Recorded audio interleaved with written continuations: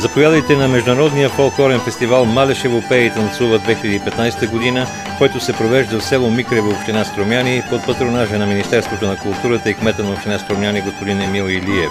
На 9, 10 и 11 октомври фестивалната сцена се превръща в жарава от ритми и багри, събрала фолклорното и културното богатство на Балканите и цяла Европа. За 12-ти пореден път гости-изпълнители от България, Македония, Сърбия, Гърция, Турция, Украйна, Латвия и много други места сътворяват магия от звук и светлина, която оставя дълбока следа в сърцата на ценителите и пазителите на автентичния фолклор.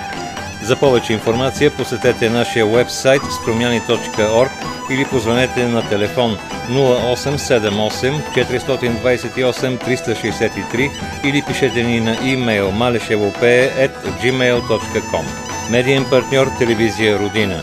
Заповядайте на Международния фолклорен фестивал Малешево пее и танцува 2015 година в село Микрево, община Струмяни.